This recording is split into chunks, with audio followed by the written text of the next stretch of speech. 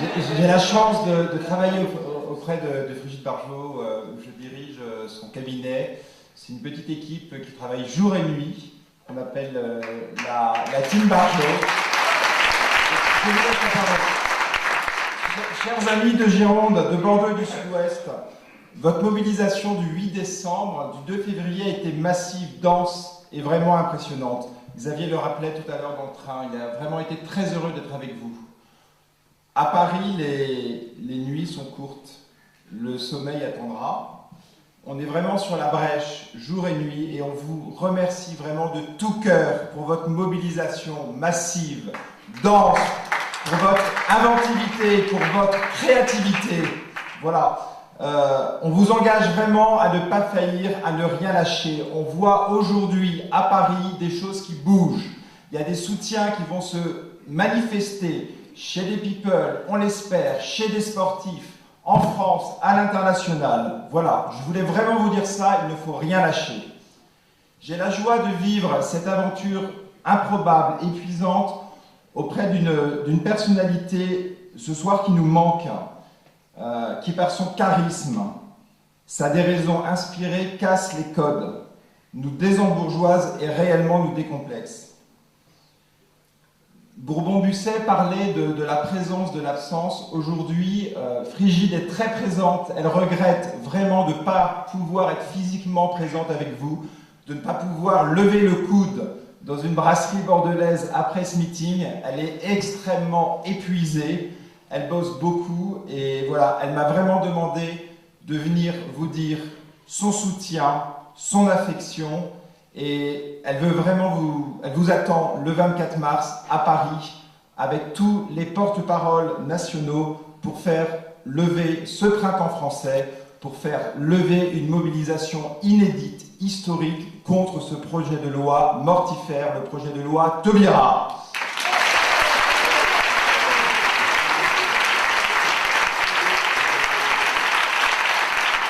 À travers la manif pour tous, Frigide a eu cette intuition absolument géniale de comprendre que le rassemblement gagnant devait être institutionnel, confessionnel, politique, en réussissant par sa force de conviction à réunir sous sa bannière des chrétiens. Moi je suis catholique, ma femme est orthodoxe, des juifs, des musulmans, des protestants, donc il se crée une transversalité entre différentes religions, des personnes agnostiques, des personnes athées, des gens qui viennent de bâbord, des gens qui viennent de tribord. C'est nouveau, c'est historique et c'est vraiment d'une immense fécondité pour aujourd'hui et pour demain.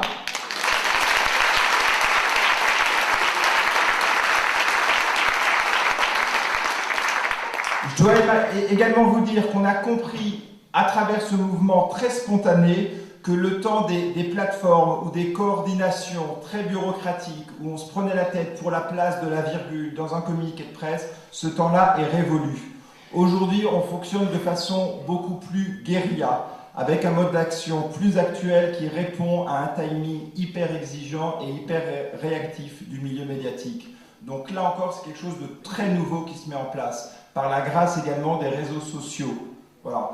Donc il faut comprendre qu'aujourd'hui, il y a un maillage, il y a une armée souterraine, voilà, qui est même très présente, qui se constitue. On appuie sur un bouton sur un mail et il y a 5000 personnes qui peuvent se mobiliser pour des actions toujours spontanées, toujours pacifiques, mais de plus en plus déterminées.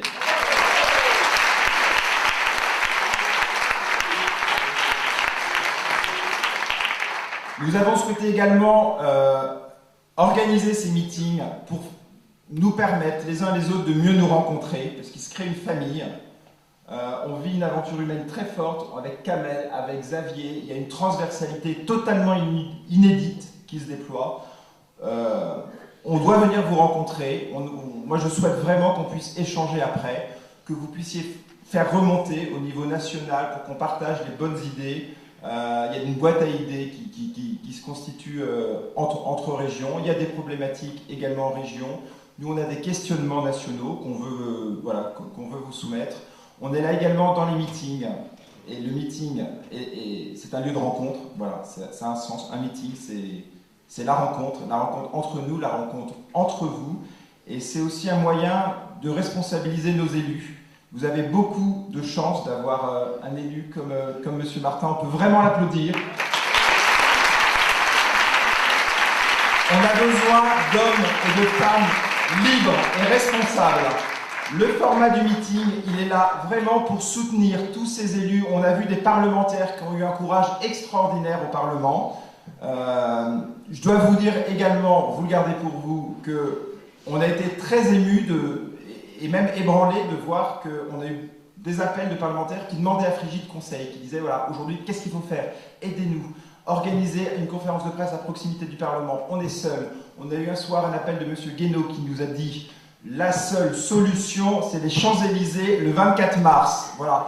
C'est quelque chose d'extrêmement responsabilisant, c'est très très fort, et aujourd'hui si on est là, c'est vraiment grâce à vous, on se sent engagé par vos actions sur le terrain, et il se crée une chaîne complètement improbable entre ces hommes libres, M. Guénaud, personne adoptée qui ne connaît pas son père aussi, des parlementaires de droite, de gauche, M. Azero, on peut l'applaudir M. Azero. Nous allons avoir d'autres surprises, j'en suis convaincu dans les jours à venir, sûrement en provenance du Sénat. Je souhaite également vous parler ce soir d'un ardent besoin d'unité. L'unité de notre mouvement, qui est un mouvement politique, dont le déploiement, aujourd'hui, interpelle, interroge, mais qui suscite également beaucoup de rancœur, de jalousie et même de haine. Frigide est extrêmement attaqué. Xavier est diffamé. Je ne vous parlerai pas de sa page Facebook, des appels au meurtre, des appels au viol. Kamel est également chatouillé et plus que ça même, avec énormément de contre-vérités qui sont diffusées par des petites fanzines d'extrême droite, etc. Et ça continue, on s'y prépare, mais on a vraiment besoin de votre soutien parce qu'on sait que ça ne va pas s'arrêter jusqu'au 24 mars. Il y aura toujours, même dans notre camp, comme le dit le dicton ch'ti, des grands diseurs et des petits faiseux. Voilà, des belles âmes comme ça, gorgées de certitude, qui savent ce qu'il faut faire, qui sont souvent en retrait, qui commentent et qui nous disent non, c'est pas ça, la ligne elle n'est pas juste, la ligne elle n'est pas bonne. Ce qu'il faut vraiment comprendre, c'est qu'aujourd'hui il y a quelque chose de phénoménal qui se met en place, que le 10 septembre, Xavier l'évoquait, il y a 5 personnes qui se sont levées autour de Xavier, autour de Frigide, autour de Laurence Cheng, autour d'un jeune garçon de 21 ans qui s'appelle Albéric Dumont, qui dirige toute la mobilisation, qui donne des ordres à des anciens généraux étoilés, autour d'une mère de famille de 4 enfants aussi, qui actuellement, entre sa famille, son plein temps et la Manif pour tous, gère 3 plein temps. Donc c'est un quintet de 5 personnes qui se sont dit on se lève, on s'en fout, on ne veut pas laisser la contestation à des groupuscules ultra-confessionnels à la droite de la droite. Voilà. Et ils ont eu ce courage de se lever, d'interpeller les politiques, d'interpeller aussi des pouvoirs confessionnels, d'interpeller les médias pour créer un groupe irréductible et ultra déterminé. Il faut que vous compreniez que ce qui nous rassemble aujourd'hui est infiniment supérieur à ce qui peut nous diviser. Nous sommes un rassemblement autour de la contestation qui exige le retrait de cette loi Taubira.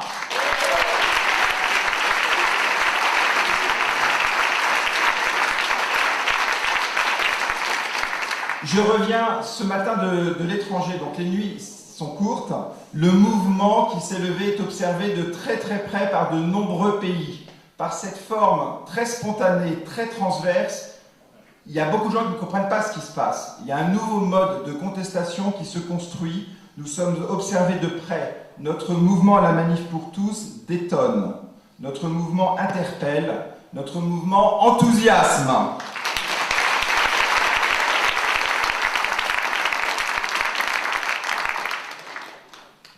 Il faut vraiment que nous comprenions que le temps actuellement n'est plus à l'autocélébration, mais il est à l'action. Il est au déploiement qui passe également par une forme de dépouillement. Ça veut dire qu'à partir d'aujourd'hui, je crois que vous avez reçu les tracts, les affiches, on est tous outillés pour aller arpenter les marchés, pour convaincre, ne pas avoir le regret de ne pas faire ce que nous devons faire jusqu'au 24 mars. Souvenez-vous de ce que disait M. Guénaud, le recours, il est dans la rue. Nous pouvons vraiment encore convaincre, rassembler 3 fois plus de personnes que ceux qui étaient venus à Paris le 13 janvier. C'est la seule solution pour ébranler l'édifice mortifère qui se construit sous nos yeux. Faisons vraiment pour combattre pacifiquement, mais résolument cette honteuse réforme de civilisation.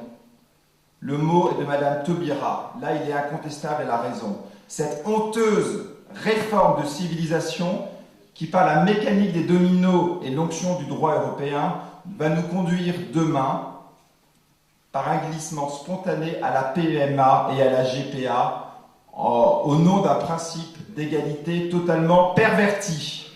On ne le laissera jamais faire.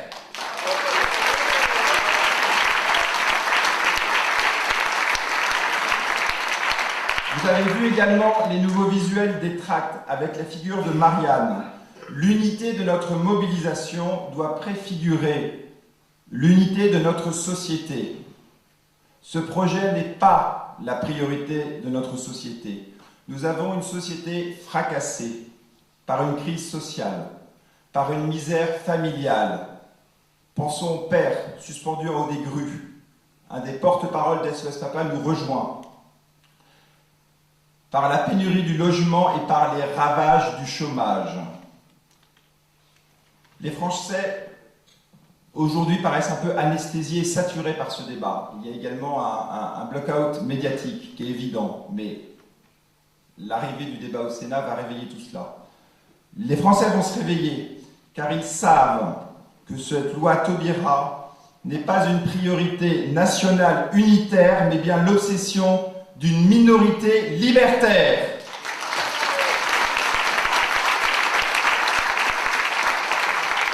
Monsieur le Président Hollande, vous devez écouter ces voix de gauche qui sont issues de votre propre camp, comme les voix des élus d'Europe Écologie qui, dans un papier de La Croix il y a 3 jours, dénonçaient et commençaient à pointer du doigt les dérives eugénistes d'une humanité augmentée et perfectionnée.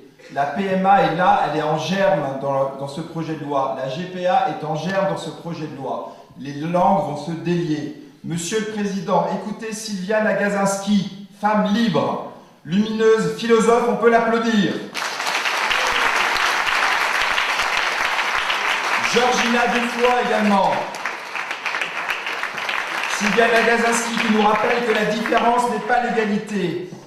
Monsieur le Président, il faut écouter aussi ce que peut dire monsieur le sénateur Gérard Collomb, maire de Lyon, qui précise que la priorité, ce sont les réformes sociales, pas les réformes sociétales. Écoutez notre héros, monsieur Azero, qui dénonce un nouvel esclavagisme et une menace pour l'unité de la République. Il l'a dit dans son discours, ce n'est pas anodin. Au pays des Girondins de Bordeaux, moi j'aime le foot, monsieur le Président, vous savez quand le jeu s'emballe, souvent par l'enjeu, voilà, les nerfs se lâchent, on dit souvent qu'on ne doit pas sortir de sa zone, on ne dézone pas. Monsieur le Président, revenez aux fondamentaux. Les fondamentaux, c'est les règles de notre code civil, qui sont les garantes de la paix sociale, c'est la cellule familiale constituée d'un homme et d'une femme. Notre corps social, riche de sa diversité, n'a pas besoin d'être démembré et fragmenté, alors même que la crise économique violente s'en charge. Ne rajoutez pas des mots supplémentaires aux mots existants. En attaquant la question de l'identité des personnes dans leur singularité et leur infinie dignité, en coupant la filiation, on ampute des individus dans leur intégrité. On désosse des familles, micro-sociétés, pour mieux, demain, fragmenter le corps social républicain. Nous ne le laisserons pas faire.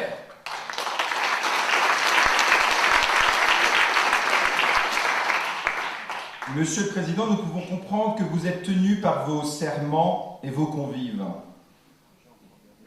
Vous avez accepté le premier de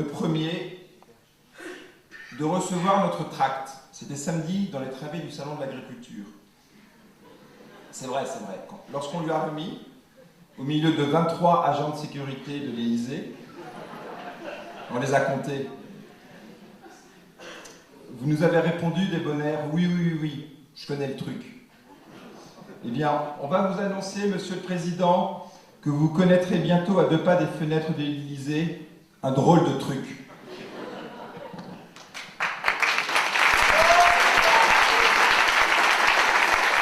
Il y aura une foule immense de Français surmobilisés qui, à défaut d'être comptés, d'être écoutés, d'être lus, cette foule se lèvera contre le mensonge et le mépris dont elle fait l'objet. Nous serons sur le pavé des Champs-Élysées. Nous saurons nous démultiplier, convaincre, mobiliser, car il n'est pas trop tard. Impossible n'est pas français.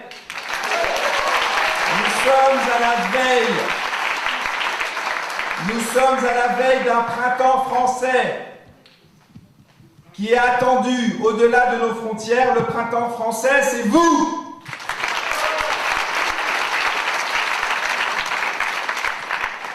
C'est ainsi, tous ensemble avec vous, amis bordelais, que nous préserverons l'unité, celle de tous et de toutes, aujourd'hui et pour demain. Nous partageons un rêve. Cette loi Taubira ne passera pas. Nous vous donnons rendez-vous à Paris le 24 mars. Je vous remercie. À bientôt à Paris.